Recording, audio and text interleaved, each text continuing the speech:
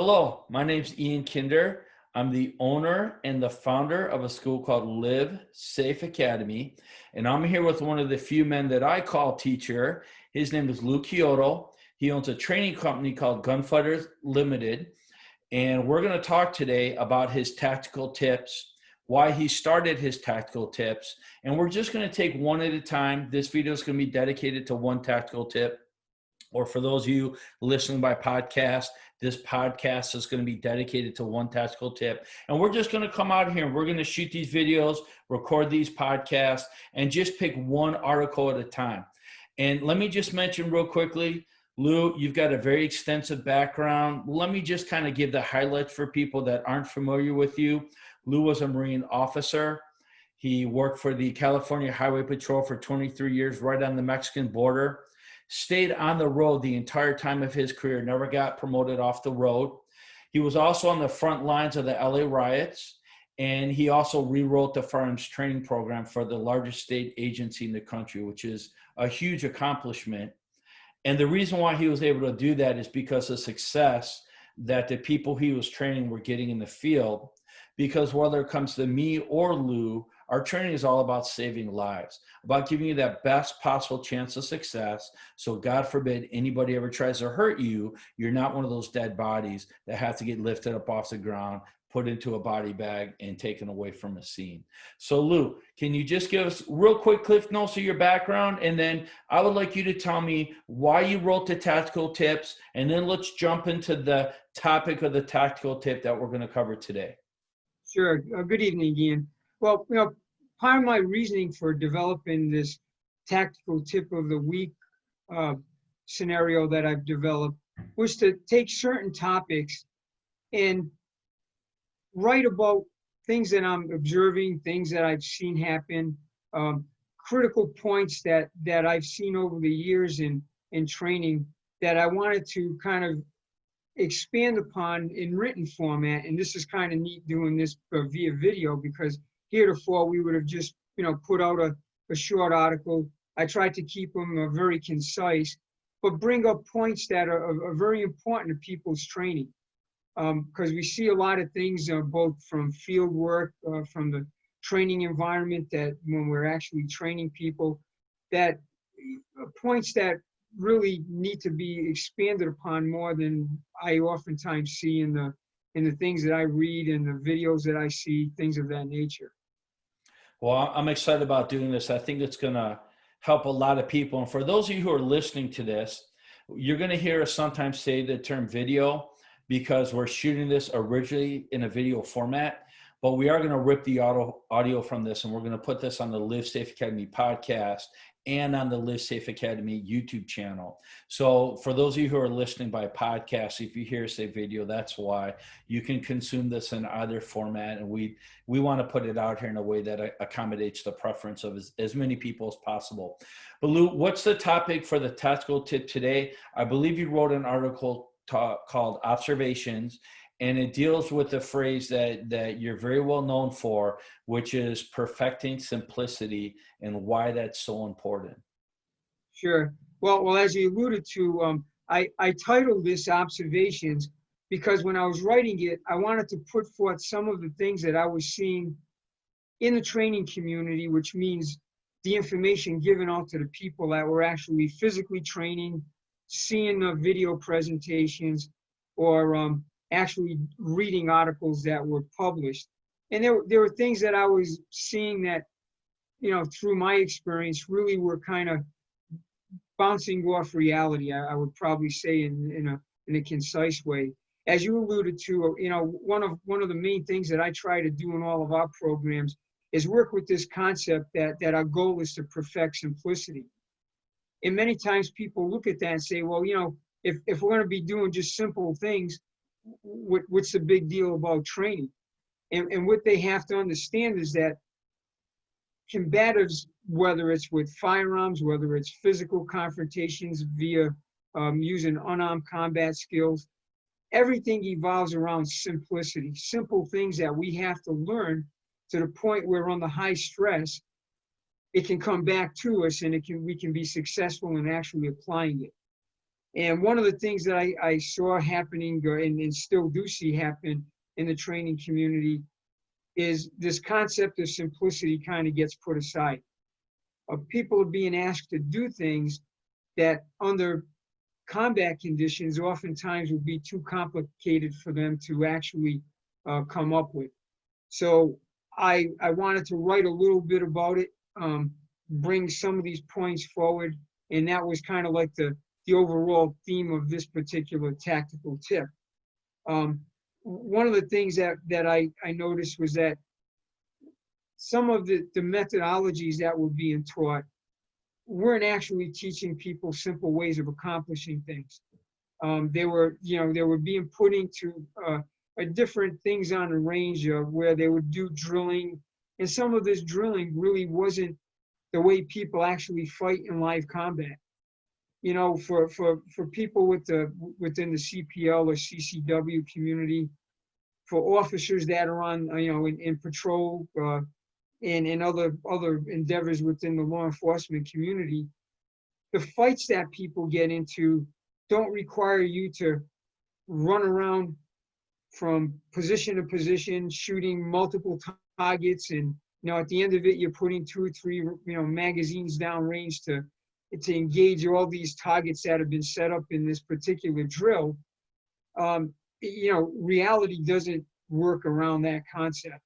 What people have to learn is they have to be able to learn mechanics of combat shooting to the point where their draw stroke is to the point where it can be done without any conscious thought, done in the least amount of time with efficiency, so that they can get those first rounds on target.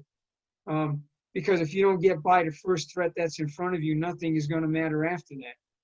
So the training has to evolve around these simple concepts of doing the core combat skills that we need, so that when we have to apply them, they can be readily available to us without conscious thought.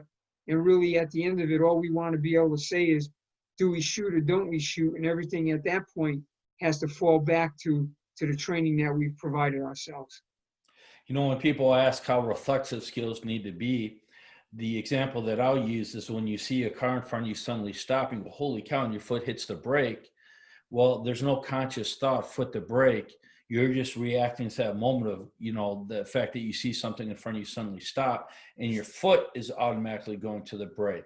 And that's how reflexive and also how simple skills need to be. In my humble opinion, I think the 2 things people often overestimate is the amount of time that they're going to have and the amount of skill that they're going to have. In reality, everything happens really fast and things can be really difficult. So I just had a student not too long ago who is herself an instructor, and she shared with me an example where her house caught on fire and she went to call 911, and as soon as they asked her for the address, she just froze. Now, this is an adult woman who's been talking her whole life. That's certainly a skill that has a lot of repetition. And she definitely knows her home address because she's lived there for a long time. But in that moment, she froze. And of course, there's a lot that can go into that. I'm not trying to distract from the point here, but you can see how simple that is. And yet it was still difficult in the moment.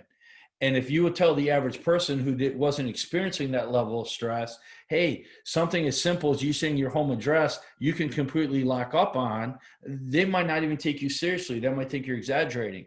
But you have to go practice these really complicated skills that you never see when you watch footage of real combat.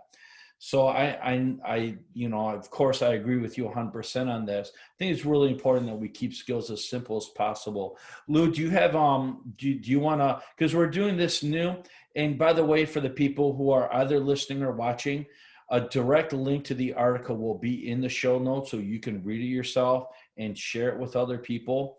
But is there anything in particular, other than the concepts that we're already discussing, that you want to share from your article? Well, sure. One of the problems that we see in people's training is that they don't have a lot of time to actually train. So what this means is that with the limited amount of time that people have to train, it's very critical that they get right to the points that they really need to know. If they don't do that and they're spending time doing things that really don't translate to the type of skill they're going to need in a combat shooting, then what they're doing is they're taking away the time from the things they really need to do. And a prime example of this is the amount of time that sometimes people spend in reloading drills. Well, anymore with the type of weapons that we can get, people have in their hands anywhere from 10 to 18 rounds to begin with at the beginning of a fight. That's probably going to last about 2 or 3 seconds from the time that they get their gun in their hand to when it's over. So we really can't find the type of incidents where there's a big difference between, a 1 second reload or a 1.5 second reload or a sub 1 second reload. The reality is, if someone knows how to reload the weapon, that's probably going to be adequate time for them in the fights that they get into. But while they're standing there spending hours trying to reduce the amount of time they're doing in these reloads, they're not doing all the other training things that they need to do. So focused training on critical skills is what you really have to do. And that gets back to this point about perfecting simplicity.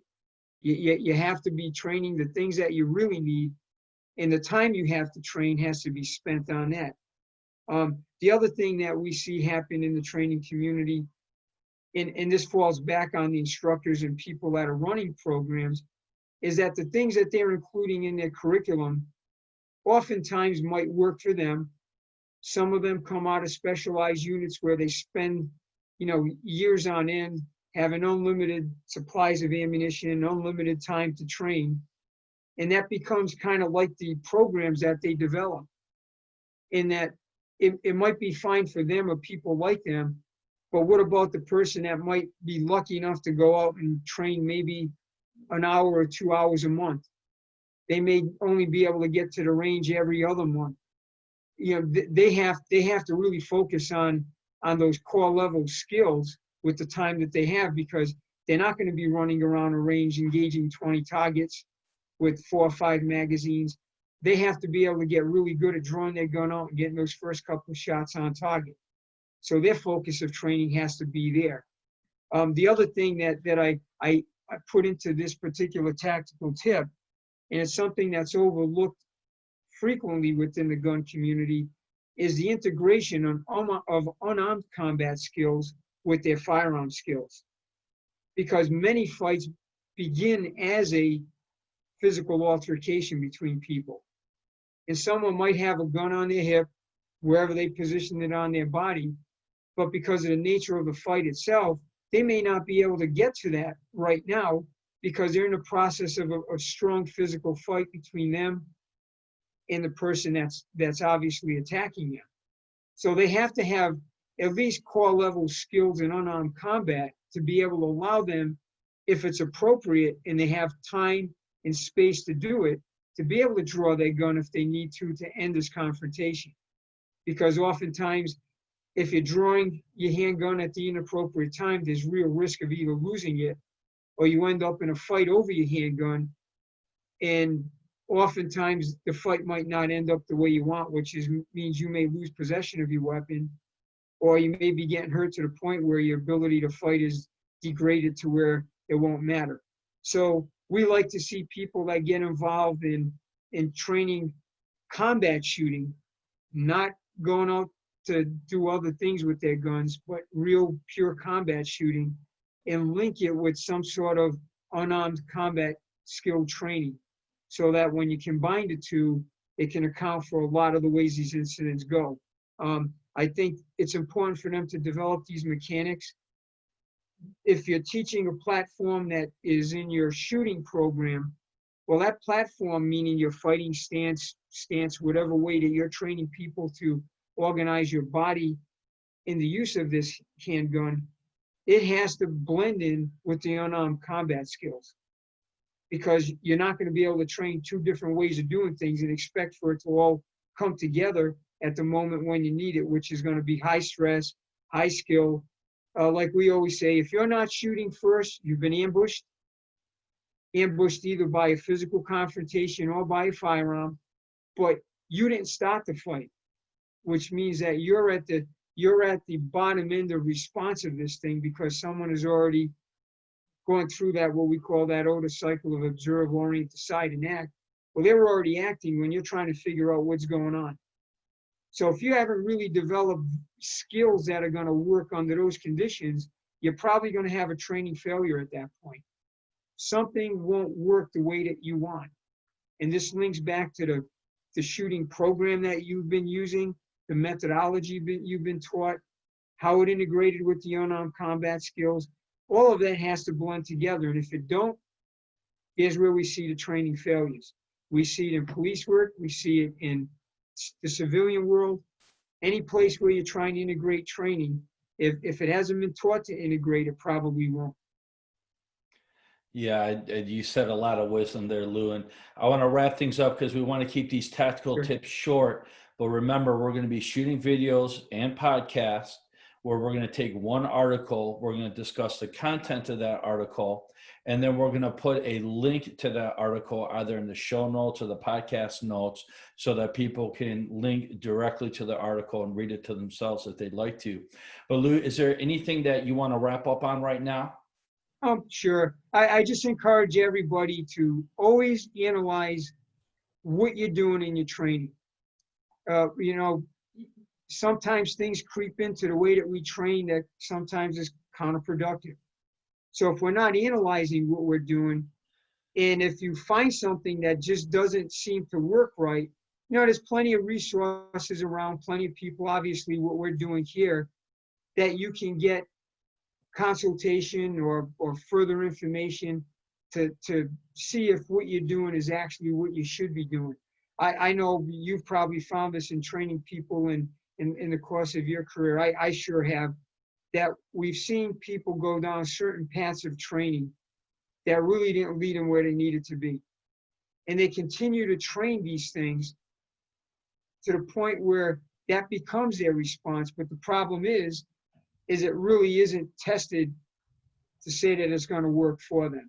I know we're both proponents of doing a lot of force-on-force drill training and then scenarios-based training to where we can take all these concepts, put people through set drills to get them to take the things they learn on the range, learn how to integrate it when you're dealing with people-to-people type fighting, and then put them in a scenario-based format where they really are spontaneous in the way that they have to respond with the methodology that they've been trained.